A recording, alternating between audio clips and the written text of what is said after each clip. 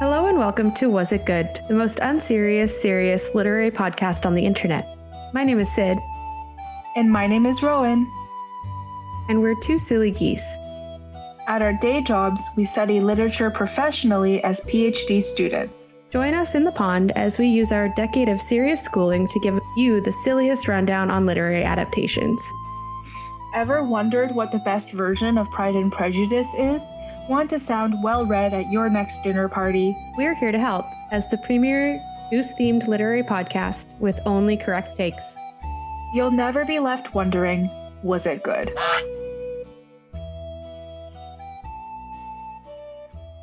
Hello, everyone. Welcome back to our podcast.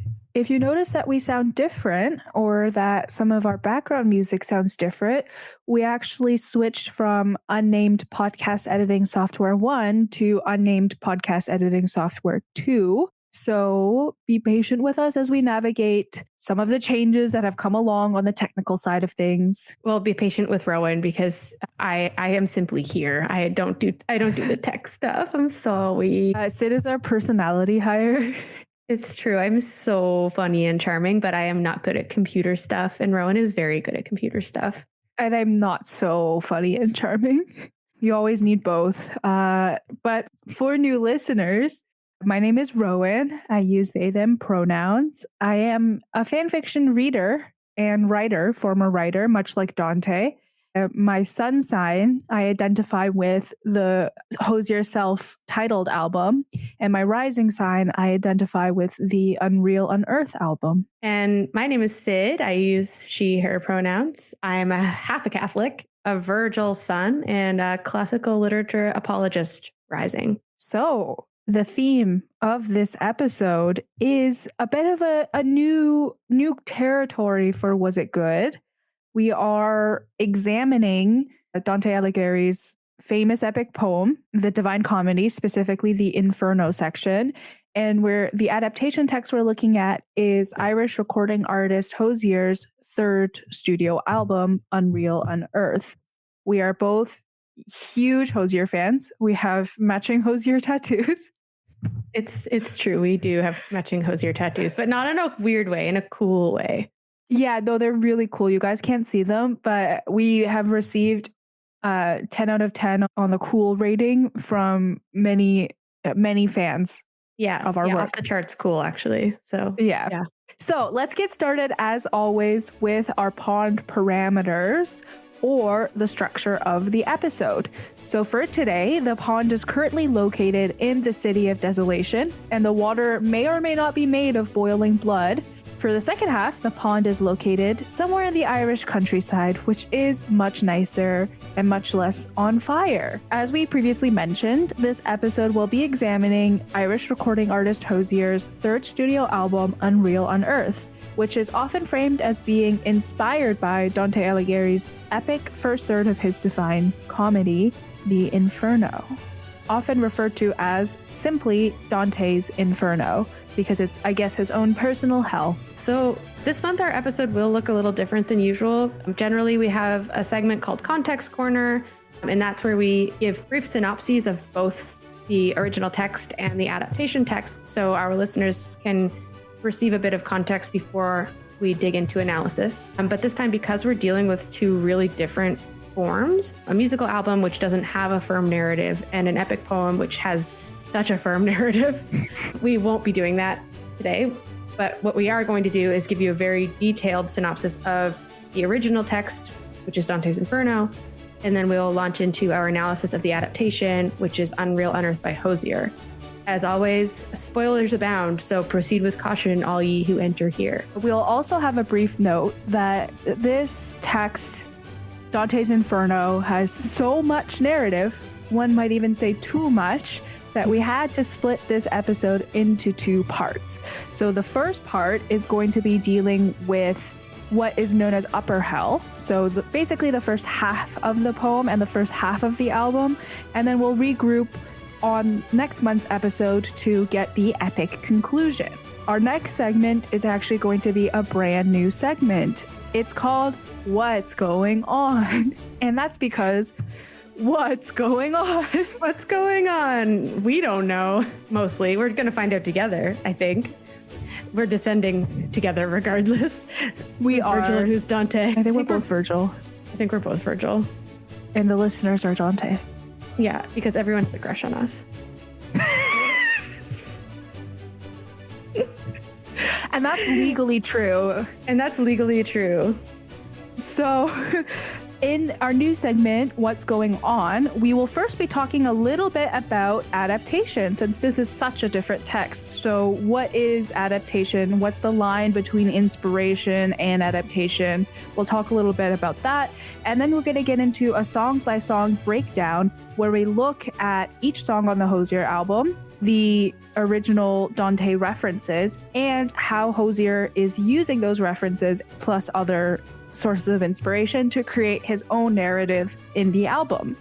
So as another contextual note, we are going to be looking only at the original album. Hozier released a bunch of EPs that had kind of like offcuts from the album. So we're looking at the original track list plus 2, which we thought were interesting, and those will be a surprise for later. And then usually we talk about what we think the goal of the adaptation is. This is going to be, again, another little slight change where we're going to be kind of thinking more about the references Hozier's making. And we are going to talk a little bit about what we think the goal of Dante's original text was. So less about specific adaptation goals and more about where we see references to the original text and what we think that it means in the context of Hozier's music. As close personal friends of Andrew Hozier-Byrne. Yeah, exactly. He is our close personal friend, I think. And that's legally not true. That's legally not true. That's actually legally a joke. Yeah, unlike the crush thing, which is unlike the true. Yeah, everyone has a crush on us. We are not close personal friends with Andrew Hozier-Byrne. So unless, listen, our DMs are open and our sick tattoos are available for viewing. So one more thing. Our final segment is generally the honk ratings, really important. So we rank both texts out of 10 honks. First the original text, then the adaptation as a standalone, and then finally the adaptation as an adaptation. Because this is a two-parter, we will be saving that for the next episode. So there will be no ratings today, just yapping. And, we're thinking about varying up our format as the podcast continues to grow. We love our regular format and we'll be continuing to do that. But as we kind of think about other ways to take the podcast, if you guys like kind of having these little shakeups, make sure that you drop a comment, drop a little tornado emoji in the comments. If you like getting shook up. Okay, I will get started with the Inferno. So Inferno, which is often called Dante's Inferno, is part of a trilogy written by Dante Alighieri. The whole trilogy is called The Divine Comedy. It was published in 1321. It is comprised of Inferno, Purgatorio, and Paradiso. Dante begins the story on the evening before Good Friday, where he is lost in an allegorical wood and cannot find a straightforward pathway. He is middle-aged, which is apparently 35 years old, and I, as a 34-year-old, felt personally attacked, and I do recognize that life expectancy in the 14th century was 70, so that is indeed middle-aged, but I still hated it. Just like to say. You're young and beautiful. I'm on the retinoid, okay? So he meets 3 beasts, a leopard, a lion, and a she-wolf, aka girl boss, who each represent the major categories of sins.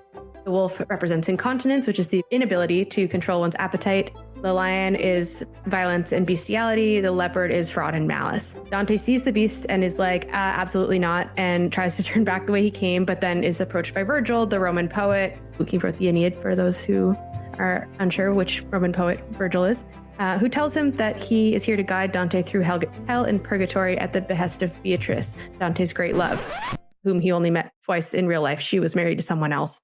So, lover boy TM. Also Delulu. Virgil and Dante begin their descent. Dante considers whether or not he's worthy of the journey. Virgil tells him he must not fall victim to the sin of cowardice and reminds him that Beatrice, who's the symbol of divine love, St. Lucia, the symbol of illuminating grace, and the Virgin Mary, symbol of holy compassion, have willed that he go on this expedition. Dante and Virgil then pass through Hell's vestibules, where the quote-unquote uncommitted, neither good nor evil, who live not for God but for the self, are confined to what is essentially Hell's waiting room. Virgil and Dante pass through the vestibules to enter Hell proper, where Charon, the ferryman, will take them across the river.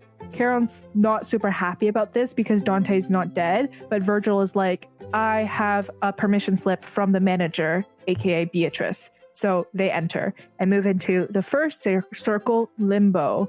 Virgil tells Dante that Limbo contained the souls of the unbaptized and the so-called virtuous pagans, who are not sinful enough to warrant punishment, but also never accepted Christ. He names famous classical poets such as Homer, Ovid, Horace, and Lucan, as well as other real and mythological figures like Julius Caesar, Hector, Socrates, Plato, and many, many more. The poets accept Dante as one of them, which is really funny because Dante's like, and then all my heroes said I was just like them. Virgil also mentions that Christ, during the period between his crucifixion and his resurrection, known as the harrowing of hell, descended and took some of the souls trapped in limbo to paradise, mostly righteous Old Testament figures like Abraham and Rachel, so not Virgil, alas. The harrowing caused huge earthquakes all throughout hell, and much like the city of Kingston, Ontario, Satan doesn't seem to have any budget for public works, so this structural issue will prove to be an obstacle for our poets heading forward. You know, just like Nova Scotia as well, we are both alike in our struggles, us and Dante. So the second circle, which is lust, is where the true punishment begins, according to Dante's interpretation of Cicero and Aristotle, whom he reads through a Christian lens. The sins of incontinence, which are lust, gluttony, greed, and sloth, are less damnable than the sins of violence and malice.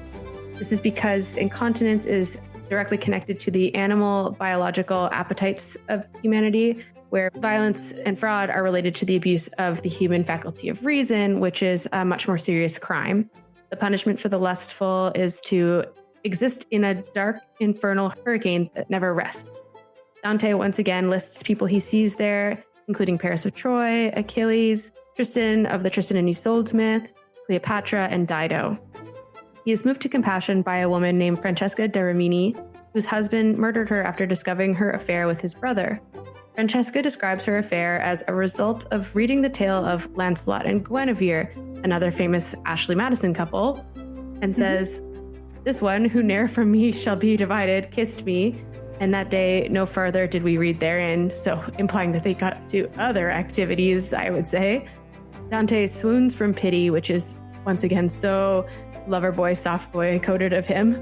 He also frequently describes how when he does swoon, Virgil like clasps him in his strong arms and like bears him safely. Virgil is so strong. And he loves picking me up. Rip Dante, you would have loved fanfiction.net. So, Dante regains consciousness eventually, and they head to the third circle, gluttony. The sinners here are subject to a torrent of everlasting rain and are forced to wallow in the muck created by the torrential downpour, guarded by Cerberus, who is a real bad dog. Virgil stops all three of Cerberus's mouths with mud to gain them passage, but then Dante gets distracted by a Florentine he knows, whom he identifies only as Chiaccio, which means hog. Very rude. Mr. Piggy issues the first of several political prophecies in the comedy, which describes Dante's exile from Florence. This real-life event had already happened by the time that Dante was writing the poem, but did not happen yet in the time in which the poem was set. This introduces the idea that the sinners of hell have foresight into the future, but no ability to see the present, which is described as an instance of God's mercy to allow them some knowledge about the living world. The fourth circle, greed, depicts various punishments for those who had a distorted attitude toward material goods, separated into the insatiable hoarders and the wasteful. You know, I know you're not listening, but Jeff Bezos, if you are listening, Dante said Watch it first. out. Okay. The hoarders and wasters are both distorted, with heavy weights representing the burden of their material covetousness, and they fight in an eternal jousting match while screaming, "Why pinch it and why throw it away?" at each other, which Rowan pointed out is real "I'm rubber, you're glue" vibes. Also really funny because I'm definitely seem where Dickens may have drawn some inspiration for his covetous old sinners in A Christmas Carol. These sinners are so caught up in each other that Virgil says it would be a waste of time to speak to them. And so instead, he monologues about Fortune, whom he describes as an agent of Christ tasked with the division of material goods. The sinners are therefore punished for going against God's plan for the world's wealth. Another instance of Dante Christianizing a pagan concept. The last circle that deals with the sins of incontinence is the fifth, wrath. Those who gave in to their anger in life are forced to fight on top of the swampy marsh of the river Styx, and those who sulked in their anger are forced to lie beneath the surface of the water and sigh, making the water burble with a quote-unquote unspoken hymn gurgling in their throats. Dante and Virgil cross the river with help from Phlegeus, an ancient Greek king who is tormented in Tartarus in Virgil's Aeneid. Dante is attacked by one of the wrathful spirits who knew him in life, and Dante tells him that he hopes to continue to suffer in hell. Virgil doesn't directly contradict Dante's assertion that the soul deserves sin, but he does state that many people who think that they are kings or have an inflated sense of themselves have ended up in the mire, meaning that if Dante doesn't check himself, he could in fact wreck himself. Dante becomes aware that he is not infallible to sin. And that is where we will leave our synopsis for this episode. Tune back in next time to find out what happens as our heroes descend into lower hell. Very spooky. Ooh. Ooh. And with that very long synopsis, let's move on to our brand new segment, What's Going On? What is going on? What is going on, Rowan? Well, I think we have to start by thinking about adaptation itself because, in our last few episodes, we've been really clearly looking at this is a book and it's turned into a TV show. This is a book and it's turned into a movie. This is a book and it's been turned into a series of TV shows.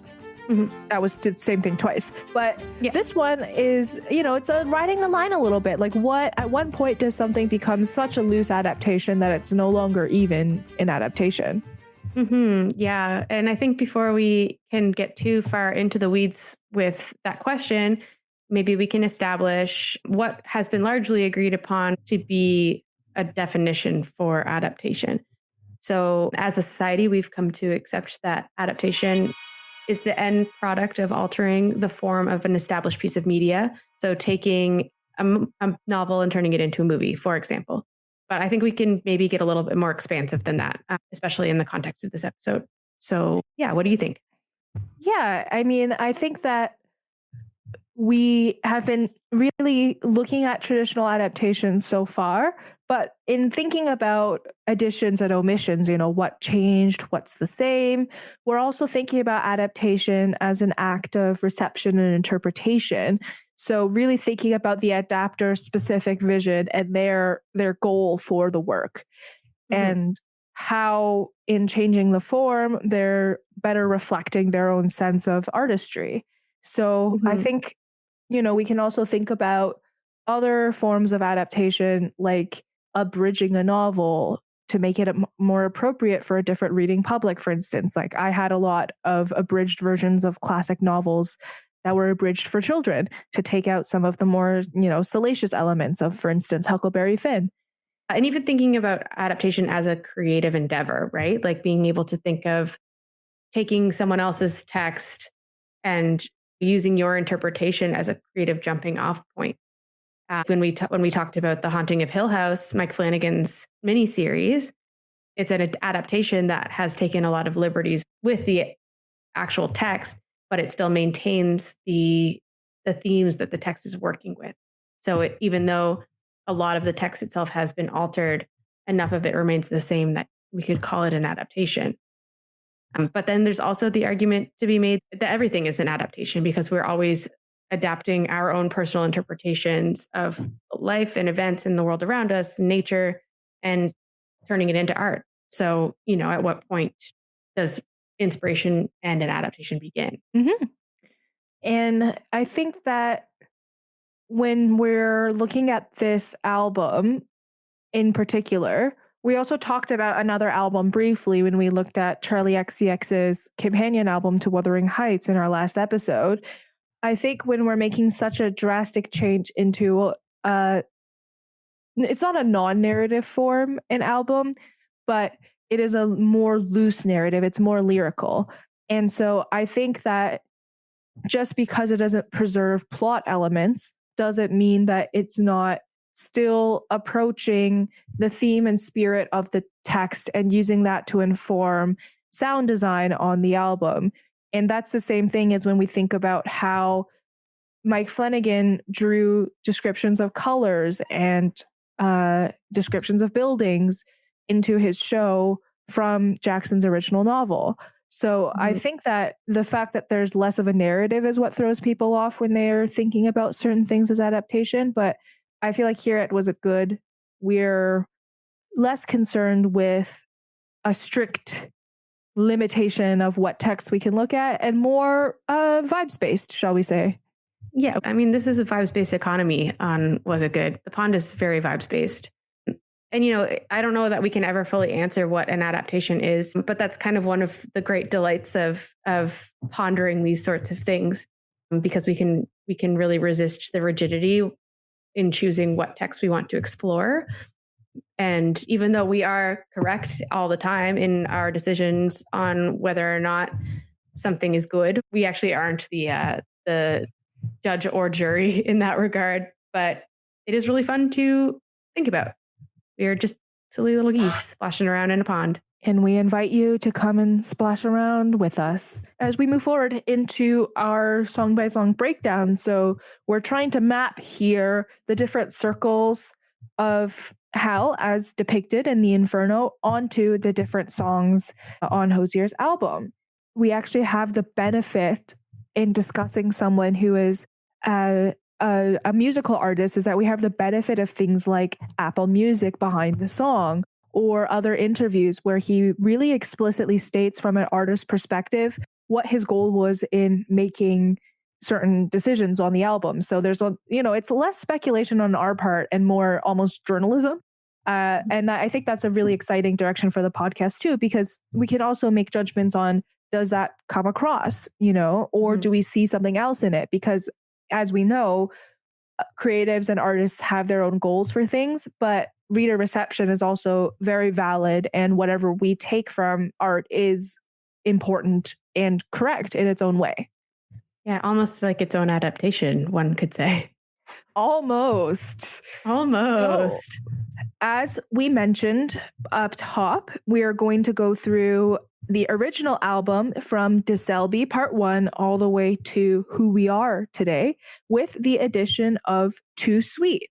And we've put that in because we think that it fits in with a certain circle, and I guess I won't spoil it too much. But yeah, let's get started with DeSelby Part 1. So obviously because of copyright issues, we can't play any of the songs for you.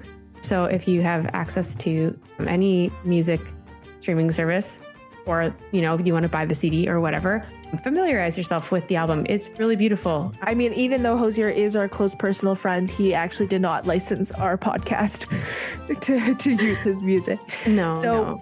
But we will be referring to lyrics and occasionally to certain aspects of sound. So in DeSelby Part 1, this is very much depicting the kind of turmoil and implied lack of faith in God that caused Dante to become lost in the wood in the first place.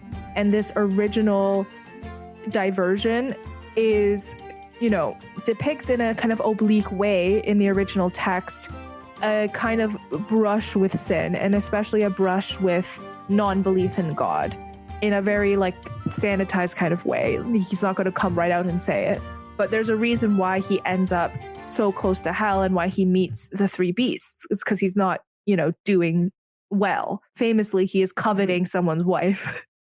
Famously, he's coveting someone's wife. There's also been some scholarly interpretation that he may have been considering suicide.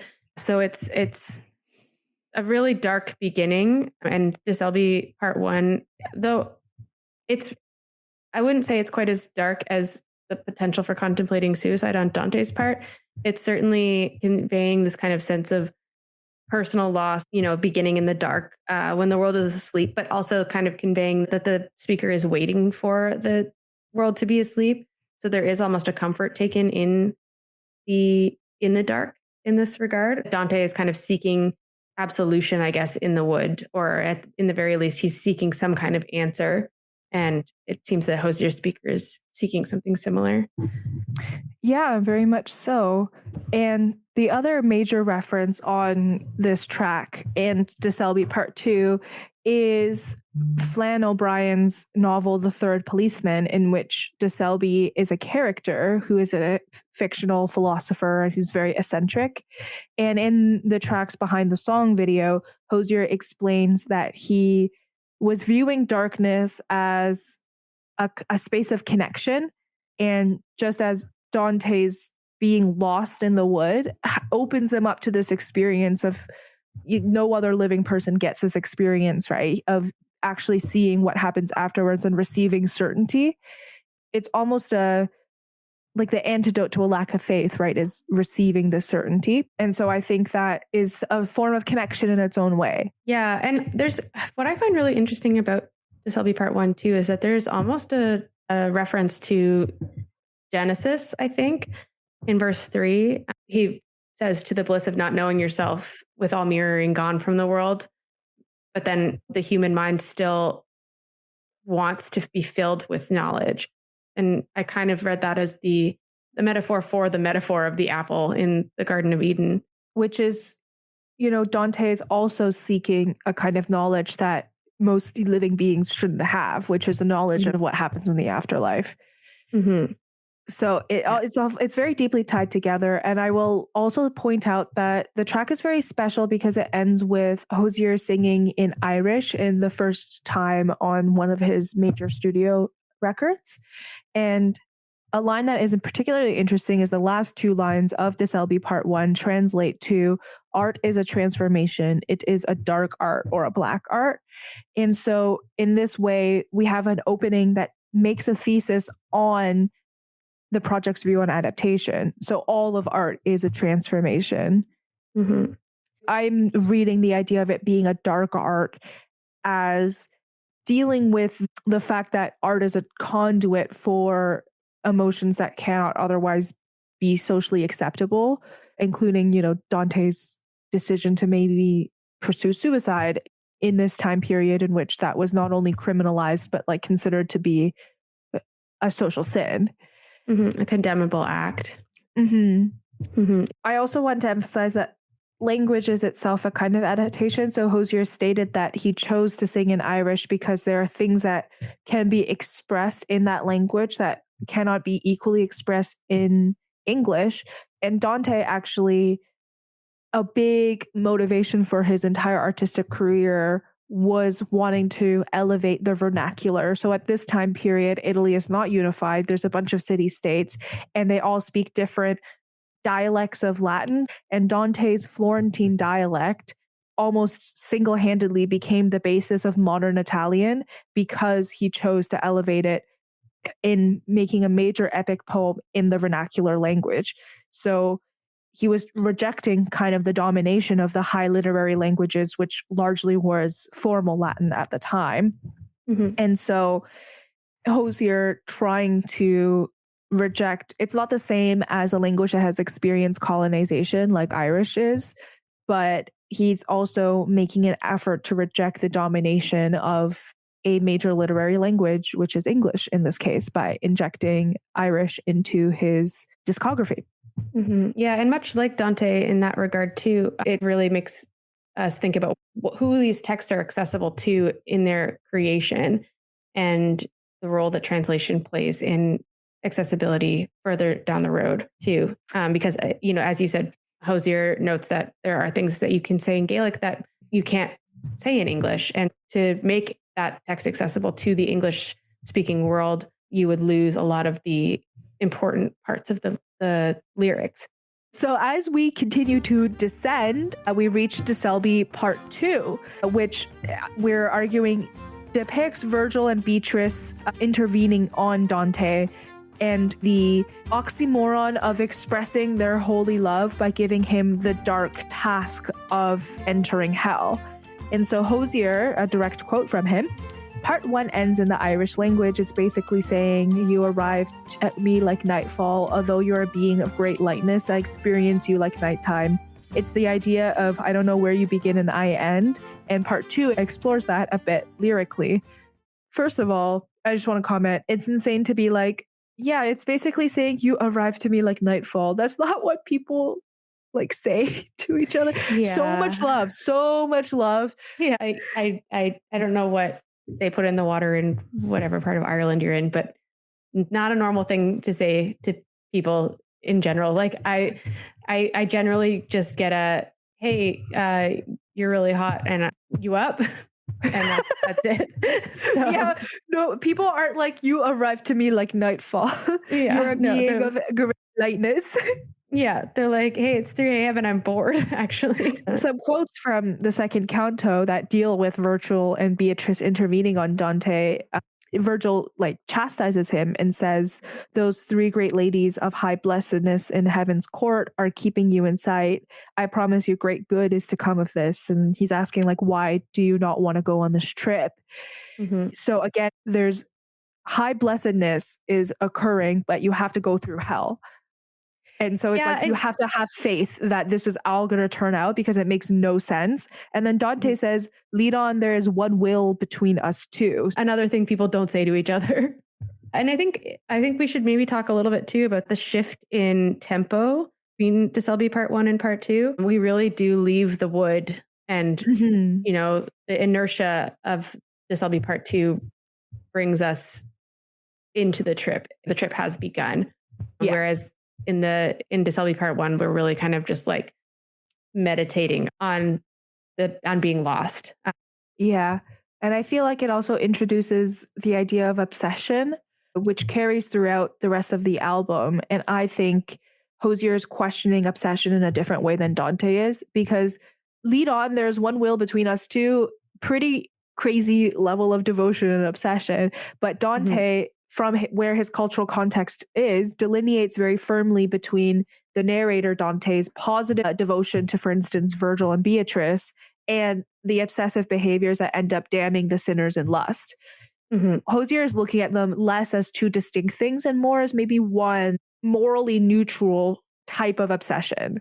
Yeah, and that's like the cultural context in which Dante's writing, because as a society, we have largely moved to the point where morality is not necessarily tied to lust. Although, I mean, in some circles it certainly is, but I think collectively, globally, maybe it's not so much.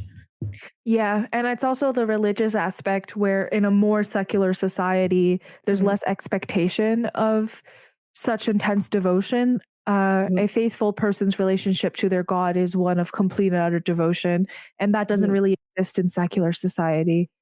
Yeah, and it no longer extends to the devotion to a partner in marriage as well. I mean, devotion is still expected, but not in the same context. And we can thank Henry VIII for that.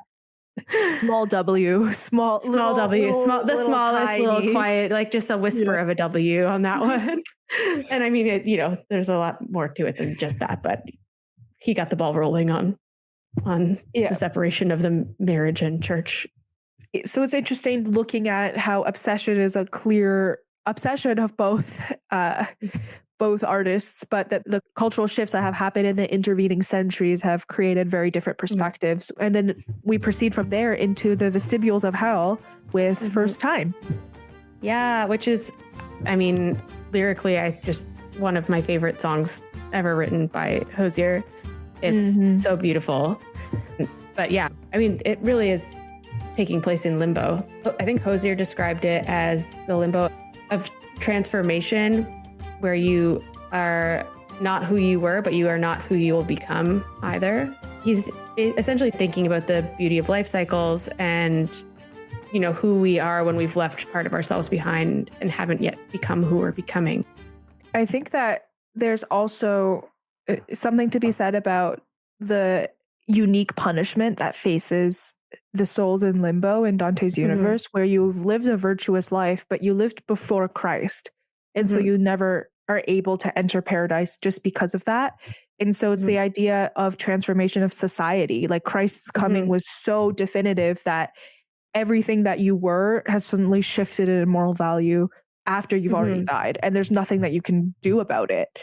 And that is like it's a real agony that Dante has to deal with in terms of his devotion to Virgil, who belongs in this circle, right? He can't enter paradise because he was never baptized. He was never accepted Christ. But how could he have? He lived before that time. So society has already changed, but it hasn't yet become a moment in which everyone, ideally in a Christian worldview, everyone knows and loves Christ, right? And so I think that it's just it's a sweet, bittersweet kind of suffering. Yeah. And because the River Lithi is so prominent in the song, that act of remembrance is also imperfect. And so Hozier is really kind of looking back and seeing how things could have been altered, but can no longer be altered. But then at the same time is kind of recognizing that we're always moving through this sort of transformation. And the kind of beauty and bittersweetness of struggling and not really getting anywhere. And Hozier's verse 2 in the song, the unknowing either sight nor sound till reaching up for sunlight just to be ripped out by the stem, really kind of speaks to that frustration of waiting for something that will never come. Yeah. And I also want to say that I see a connection as well to the next circle, Lust, which is very famously incarnated in the next track, Francesca. But just as we transition to that track, I want to read out a little quote from Canto 5 that deals with Francesca's story, where she states, "There's no greater woe than looking back on happiness in days of misery. Your guide can tell you so." And so she's making a connection between her idea of like, I'm suffering now, but I did what I did and I love him. And Virgil being like, what can I do? I'm forever. The first time that you kissed me, I drank dry the river Lethe because we can't kiss anymore. In the world of first time. And so there's no greater misery than looking back on the time that I was happy. When you can't have it anymore and you want to forget. And so I feel like Francesca drawing a parallel between her fate and Virgil's fate was a really touching kind of moment in the text for me, and leads us very nicely into Francesca, where he's very much writing about Francesca's story. And he makes references to, a hurricane, and he makes references to the idea that heaven is not fit for a love like the one that we have between each other. And that it doesn't matter how much I suffer. If I could go back, I would do it again. Yeah, it's certainly not repentant, which I don't know that Dante's version of Francesca is repentant. There's a way in which like lust being the first circle is because it's a mutual indulgence. It's not like really a selfish desire when it's consenting, as in the case of Francesca, right?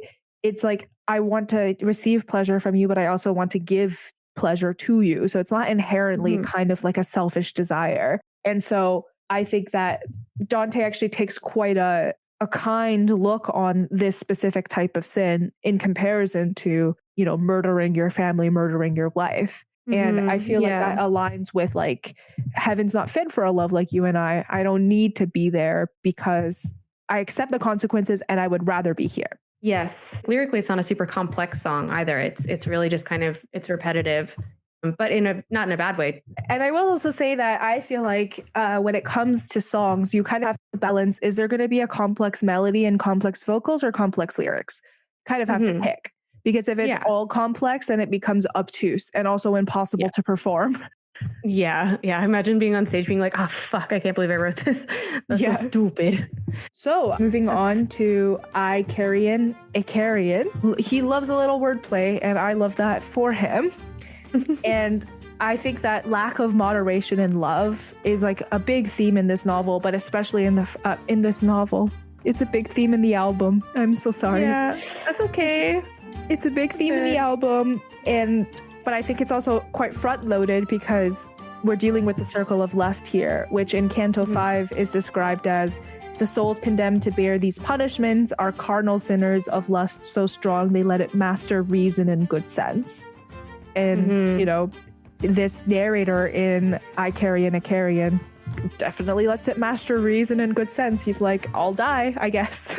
Yeah, but fine, that's fine. Yeah, and it also, I mean, we're moving from being part of the hurricane, being in the hurricane, to soaring through the winds and hitting a storm or squall. But I'm kind of seeing that as like, we're still in that circle of lust, that like hurricane of lust. Yeah.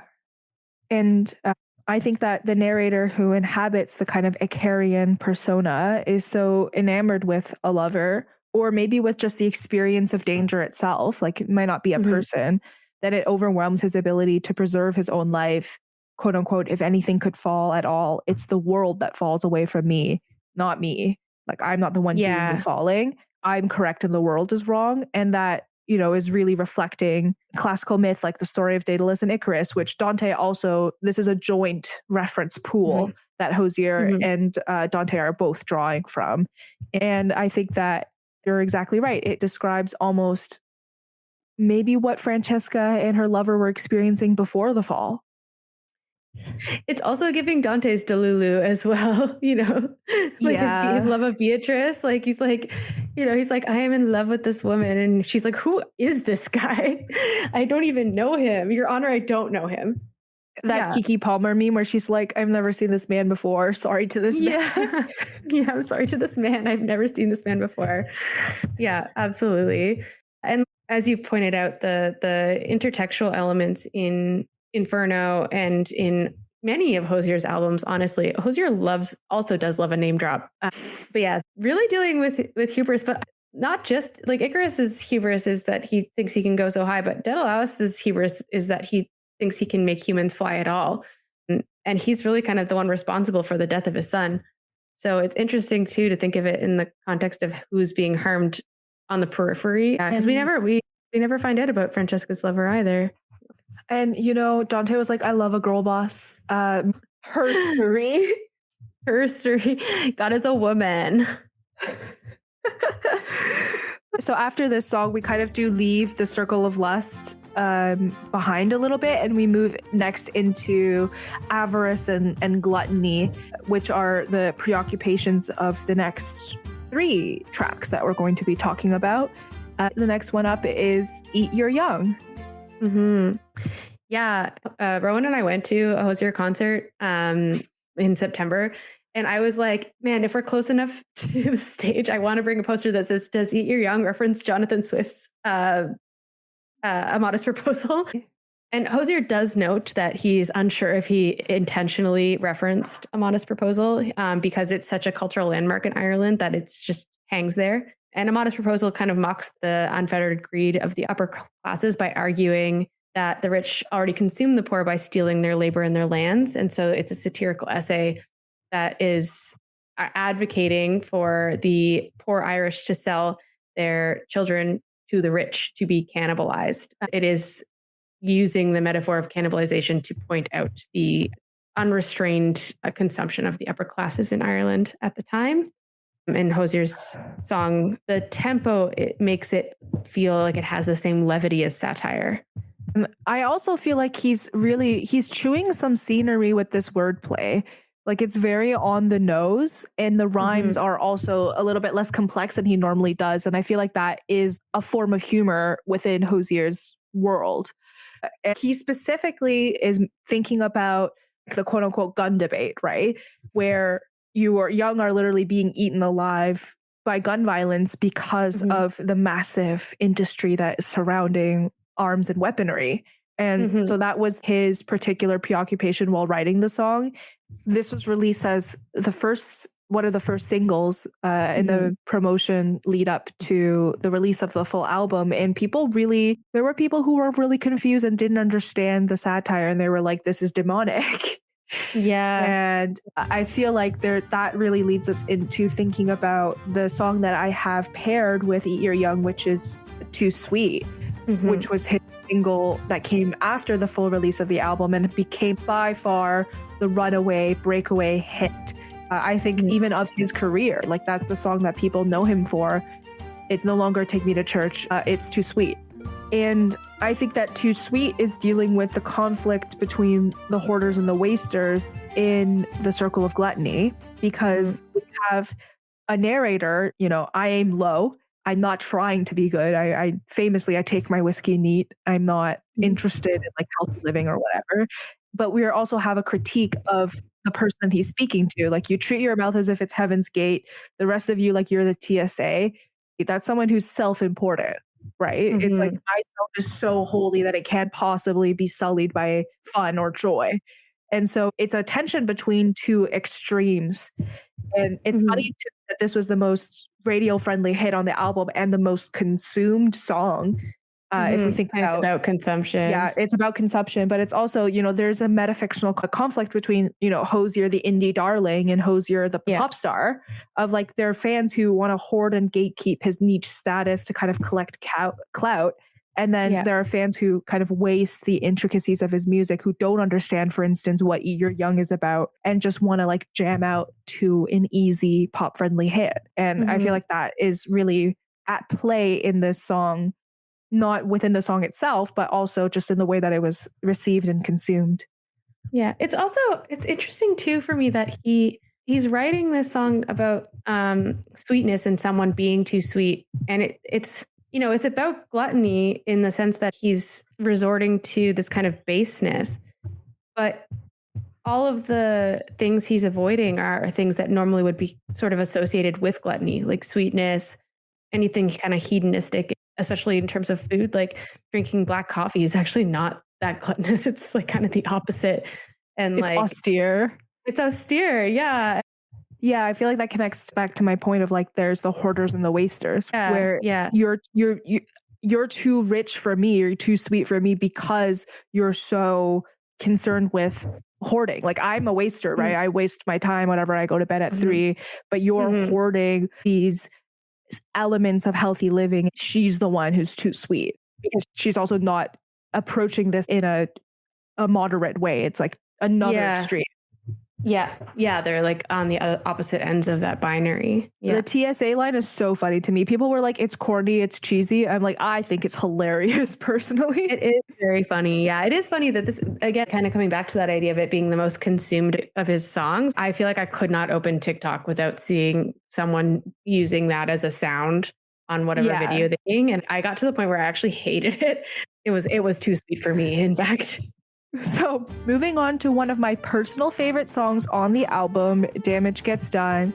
There was a YouTuber who did a review of this album that I was watching, and he was like, this song is too long. And I clicked off the video because I was like, you're wrong.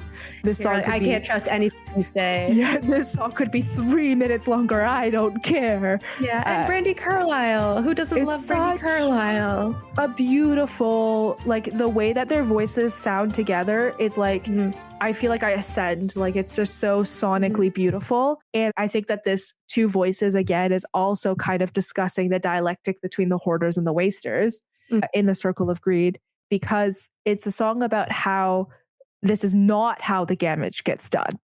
The narrators are reckless, but they don't have an ability to actually influence society. So they're not like wasting anything, quote unquote, because they have no power. Being reckless and young, it's not how the damage gets done, because how the damage gets done is actually eat your young, They're actually what's being sacrificed. And so I think that it makes sense that it comes right after Eat Your Young in the track list, because they're very paired to me. It's interesting because in the same way that Francesca and Icarian are almost in reverse, I feel like it's because we're descending. So it's like things that happen first are actually lower down. Yeah. Okay. That makes sense. I could buy that for sure. Yeah. I don't know. Maybe I'm just yapping. No, I just have nothing to add to Damage Gets Done. You said it all. I agree. I co-sign. Great. So the last track that we're going to be discussing in part 1 is Who We Are, which is moving to the circle of wrath. So we're kind of out of the discussion of greed, and Hozier, describing his creation process behind the song is something I wanted to get into the album was this idea of being born at night, of starting in complete darkness. It's a song that starts in childhood in this cold and dark hour, being lost, and then just scraping and carving your way through the dark. Once again, what a thing for a person to say. Yeah, totally a normal thought to have. I mean, it is a normal thought to have. It's just his elocution is just so distinct. I just want to kind of map that onto this quote from Canto 7 that deals with the Circle of Wrath, which, if we recall, is kind of sunk into the river Styx. So it's like a wet, marshy kind of place. So damp. The punishment of hell is actually just being damp. Oh, that would work on me. The souls say, quote, "We were sullen with no pleasure in the sweet sun-gladdened air, carrying in our souls the fumes of sloth. Now we are sullen in this black ooze." So there's an idea of, it's a kind of a sin to sink yourself into darkness and embrace it and allow yourself to be given over to that, and kind of denying the fact that the sun does exist in the world.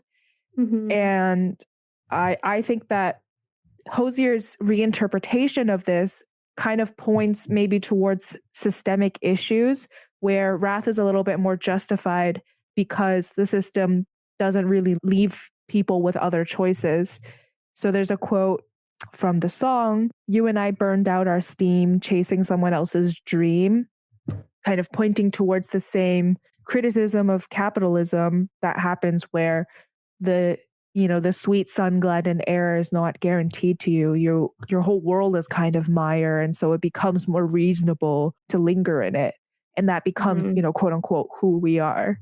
Yeah, and the opening of the song, the idea that moving through life, the struggle through life comes at a personal cost. Even if you're just kind of doing your best, it's going to you're going to have to make some choices that might not be ideal, I suppose. I see some similarities still between this song and Gluttony and Avarice. It's not like a perfect transition into wrath, but he's kind of examining the causes of someone to give in to their anger or to their despair. Whereas in Inferno, they're not distinctly separate, but they are separated. Whereas I think in Hozier's album, they're more implicitly linked, the cause and effect. Yeah. And I do think that couplet that struck me, the first time that I heard the song, "To hold me like water, Christ hold me like a knife," I think speaks as well to, these are the two options that are kind of being presented to this narrator. Both of them are the narrator being wielded by someone else. Hold me like water, it's not a solid that you can hold. It's kind of a futile effort, or wielding the narrator like a knife. So it's either futility or violence. That seem to be the two options presented to this narrator, or the two options that this narrator feels are available to them. And we can kind of see, we have the sullen sinners who are punished in the circle of wrath by being underneath the ooze. And then we have the active, wrathful sinners who are fighting on top of the ooze. And I do kind of see that dichotomy being considered in this song as well, where you either just give up, or you're repeating violence kind of onto other people the way that it's been done to you. But I do feel like that the narrator in Who We Are provides a lot more justification for why this might happen. So I totally agree with you there that Dante has there's certain sins that he seems to be more understanding of or more sympathetic towards. Like, he's very sympathetic towards Francesca, for instance, in the part that we've discussed so far. Yeah, as a fellow coveter of someone else's partner. He's like, "I got you, I understand." Yeah, he's like, "I could be you if she would let me." But she's literally an angel in heaven. She's literally dead, but he's like, "I could have. Hey, maybe I'll see her later. Who knows?" Who knows? But he really treats the soul that speaks to him in the circle of wrath very violently. And that's where Virgil kind of even steps in. And it's not even a full rebuke, because afterwards Virgil's kind of like, "Okay, but we can go around on the boat and hit him again." He rebukes him and then is like, "Okay, but we can still do it though." As a treat. As a treat. But it is the sin that it's almost as if by being around the wrathful, the wrath kind of enters him a little bit in a way that he doesn't experience that bleed in the other circles. Like he doesn't get super like horned up in the circle of lust. He's just really sad. And like he's disgusted by the avaricious and the gluttonous. But in this one, the wrath just leaps out. And I think that is a sign that we're descending into lower hell a little bit. Like this is the boundary. The river Styx surrounds the city of Dis that contains the circles of lower hell where like the worst sinners are being punished. And it's like it's getting serious now. Yeah. And that's where we kind of get into the getting through still has its cost from Hozier. The further we go, the more we kind of suffer for it, or the more choices we have to make that are challenging. Yeah. So I think that this is a great spot to leave our brand new segment, What's Going On for Now. And we'll come back and explore the back half of the album and also the circles of lower hell next time. So, because this episode is going to be a two-parter, as we mentioned in the pawn parameters, we're not going to be formally getting into our What's the Goal segment or really our honk ratings. We're going to be saving that for once we've gone through the whole story and the whole album. Instead, we kind of wanted to leave you with a summary of themes and threads to follow, things to watch out for as we progress into the back half of this story, where all the, really awful sinners are hanging out and things get a little bit more hot and heavy. Yeah, and this is a really good opportunity to kind of foreshadow for the next episode. We're going to be looking a little bit at St. Thomas Aquinas. So Dante's Inferno is often referred to as the Summa in verse, which is referring to Thomas Aquinas' Summa Theologica, which is an educational text geared towards students of the church. One of the main components of Summa Theologica is that it is the first text to really sort of start to categorize sins in a really regimented black and white way. It also is asking a lot of deeply philosophical questions about life and God and angels and all of that, but it's really interested in categorization. It is also very interested in the question of whether or not morality can be taught through poetry or metaphor. So Aquinas asks why the metaphors of the Bible use really base animals to represent humans. So like the Lamb of God, for instance, or lambs as being representative of human beings, where the Christian ideology has always seen humans as being the image of God. So why do we use the metaphor of the lamb for humanity? And essentially, he argues that metaphor is a really useful tool for teaching people how to be good, essentially. And Dante takes that further by essentially turning the Summa into this poetic journey through hell. So if we're thinking about it in the context of Hozier adapting Dante, we see the similarities or the parallels between contemporary artists using their work to say something important about the current political climate and the way that Dante is using Thomistic philosophy to teach people about sin. And also to criticize a real political conflict that was killing a lot of people at the time, which we'll also get into a little bit. He got real in the weeds about Florentine politics. He's writing Inferno at a time when he has already been exiled from Florence for his political affiliations. Yeah, and he's really interested as well, like because politics and the church were one and the same in this 14th century time period.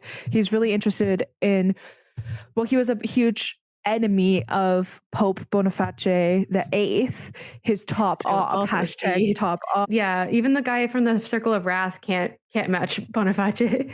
No, but he, is criticizing the way that the papacy he sees as departing from the doctrine that Thomas Aquinas put together, which is, it's the Summa Theologica is meant to be a compendium of all of the teachings of the Catholic Church on how to live a good life.